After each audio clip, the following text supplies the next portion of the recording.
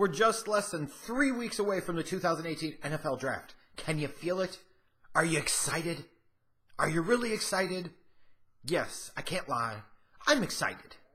I'm excited to be getting to the end of all of this. I'm excited for the weekend that is to come in just a couple of weeks. It should be a lot of fun, but we've still got a lot of fun still to go. Hence this NFL Draft Q&A video. And because of the number of questions that we got, and to make sure that it's not just one huge schmoz of a video, and to make sure that I don't get bored and not dedicate appropriate time to answering such questions, I'm splitting this into 2 parts just like last week's. So part 1 is right here.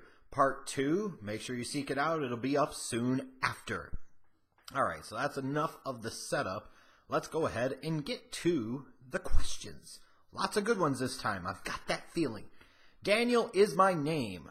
What do you think are the top options for the Carolina Panthers at pick 24? Top options in terms of position would probably be wide receiver, would be offensive line, would be defensive end, might be safety. I would think somewhere in those 4 areas would be the place you'd most likely see the Carolina Panthers look at pick 24. Now, top option could potentially include trading back. Maybe they want to trade up and get somebody. Those, I think, could potentially be options for them as well. Because this is a team that went just, 11-5 last year and has a solid core in place. So they don't need a ton of help. But there are places they need to get better. To me, one guy that makes a world of sense for them, although I don't know that he would be there at 24, but I wouldn't be surprised if they tried to maybe move up a little bit to make sure that they got him, would be Calvin Ridley. Maybe it would be Cortland Sutton, looking specifically at wide receiver, because ultimately, what do the Panthers have at wide receiver? And outside of being a Panther fan and wanting to say, oh, you got this guy and that guy, they don't have shit. And that's the truth of the matter. And it is about high time they give Cam Newton some better weapons outside of wide receiver. They've got to. So somebody like Ridley or Sutton could come into play.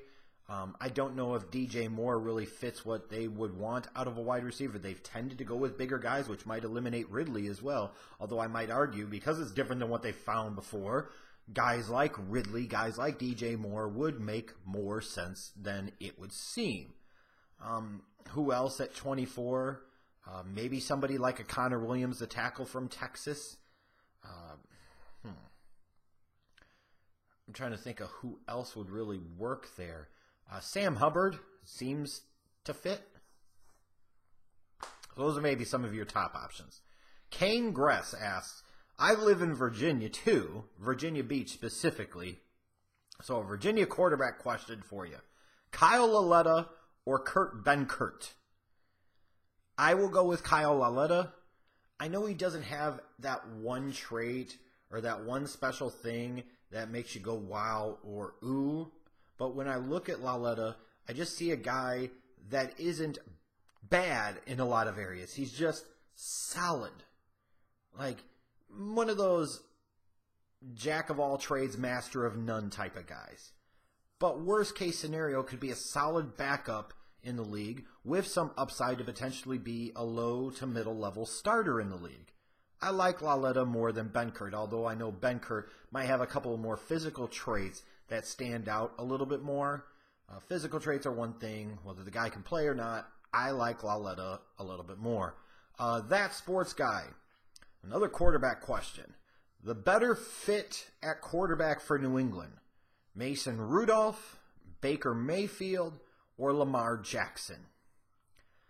I don't see Baker Mayfield and Bill Belichick being able to jive at all. Frankly, I don't see Josh McDaniels, more importantly, in Baker Mayfield being able to jive. I really don't. Because there are some traits there that are similar to Cutler when McDaniels was the head guy in Denver. He came in and they couldn't wait to get rid of him.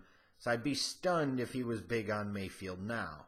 Lamar Jackson, to me, is the best physical talent of the three, provides the most upside of the three, would really benefit from being behind Tom Brady, learning from Belichick and McDaniels, but I don't see where he fits what they want to do offensively.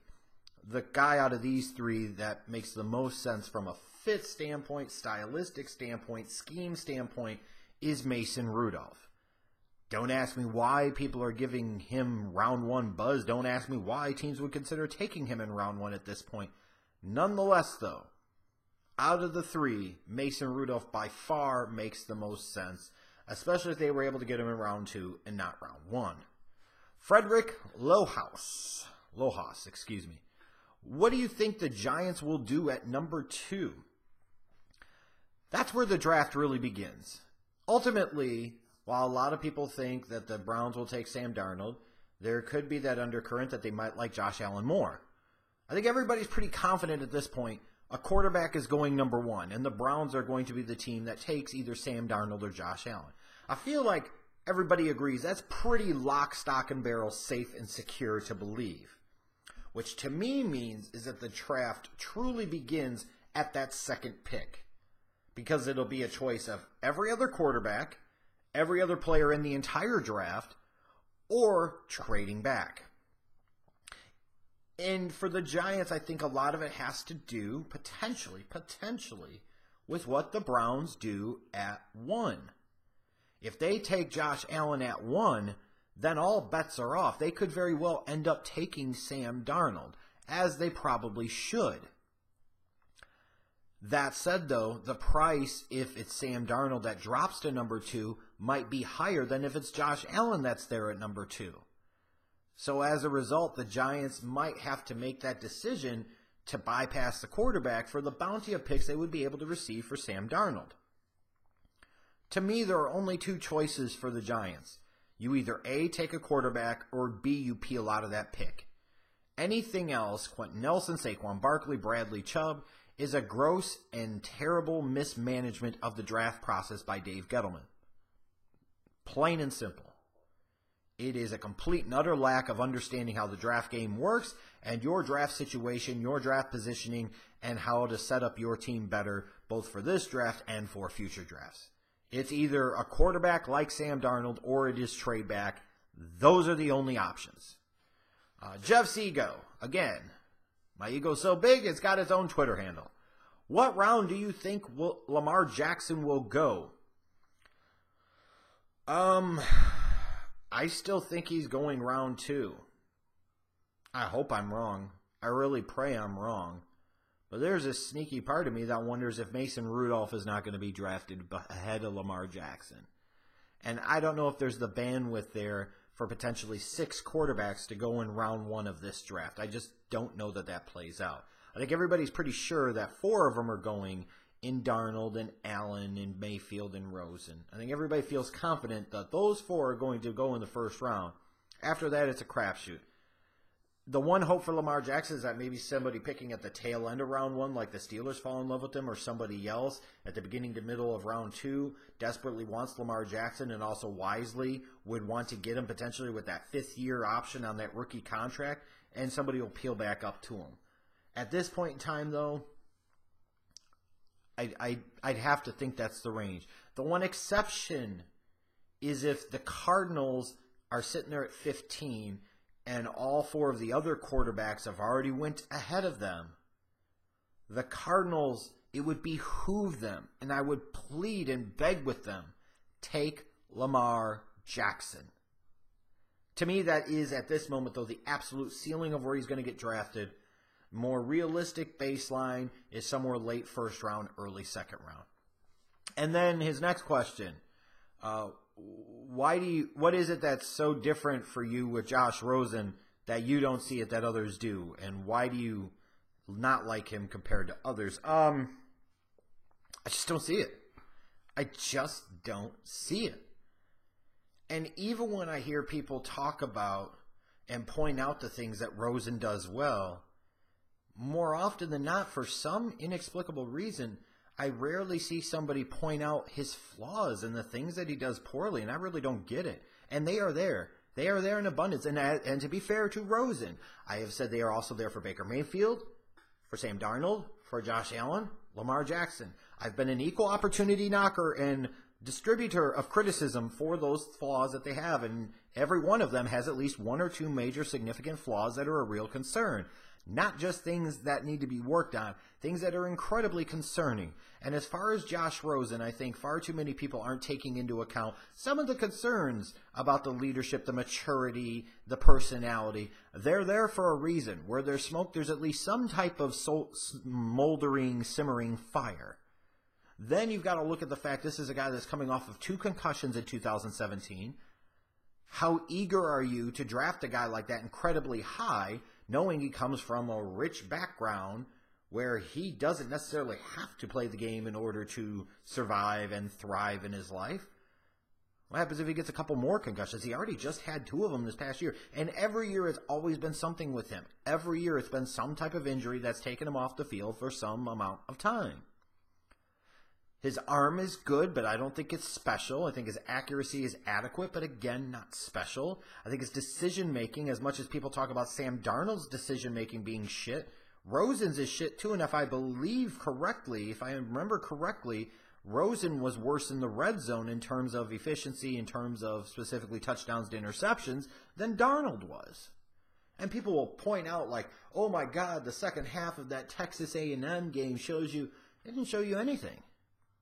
It showed you that the guy played like doo-doo in the first half against a mediocre team. In the second half, that mediocre team played a bunch of prevent defense, which, as you've heard over the years, all it does is prevent you from winning. And even then, he still got lucky with a couple of throws that should have been picked off, that weren't picked off, that went for touchdowns instead. That's how razor-thin the margins could be. The truth is, they're out of the big 5-6 name quarterbacks in this draft, a couple of them are going to be epic busts. Some people are going to roll with Josh Allen and Lamar Jackson being those. I just happen to roll with Josh Rosen being that one. And then he also asked, why do you think you are so above NFL scouts? Yo, Vinny, nothing personal, but sometimes you're a knucklehead. Just sometimes you're a knucklehead. And I realize you're young, and you're off at Hofstra getting your degree. More power to you. Get it while you can. Chase your dream. I wish you the best. I hope for the best. But number 1, that's stupid. Number 2, I don't typically think I talk about being above NFL scouts. Number 3, I do point out that just because people have jobs in those types of positions doesn't necessarily mean they're qualified and doesn't automatically make them good. And if you cannot understand that basic fundamental concept as you go through life, then it is going to be a struggle and battle for you. I wish sometimes, instead of trying to debate with me about stupid shit on Twitter, you would take some of the stuff that I said, learn from my good, learn from my mistakes, and make yourself better. It's always this little shit right here. It's just dumb. Just dumb, dumb, dumb. Be better than that, Vinny. Be better than that. Stephen Hilton, who would you say are the sleepers in this year's linebacker class? In terms of like an edge rusher, Kamoko Toure from Rutgers is somebody that I like, that I think will go day 3, but I think he could outplay that draft position. Inside linebacker or traditional linebacker, to me it's Josie Jewell, from Iowa. His instincts are outstanding. His feel for the position is tremendous. He is a tackling machine. I know he's not the most athletic guy, but not every great linebacker in NFL history was a tremendous athlete. And there are other things that matter. And Josie Jewell does pretty much everything else that really matters. So maybe he gets chosen in round 3. Maybe he even gets chosen in round 4. Whoever takes him is getting a long-term NFL starter, in my opinion. And then Brian Gannon closes us out by asking, better fit for the 49ers, Denzel Ward or Minkah Fitzpatrick? I don't know if the 49ers could go wrong with either one of them. I might go with Fitzpatrick just because he would provide more versatility. Like you could line him up more in the slot as a safety outside corner, whereas Ward is primarily an outside and slot corner. I think Ward is better in coverage, a better corner than Fitzpatrick, but Fitzpatrick does provide them more versatility. So for the 49ers, I might go with him. But if they took Denzel Ward, no knocks here because he should be a star. So thanks to all of you guys that asked your questions for part 1 of this Q&A. Part 2, check it out, is coming up soon. And make sure you subscribe if you haven't done so already. And make sure next time I ask for these questions you want them answered, you take to Twitter and you ask them already.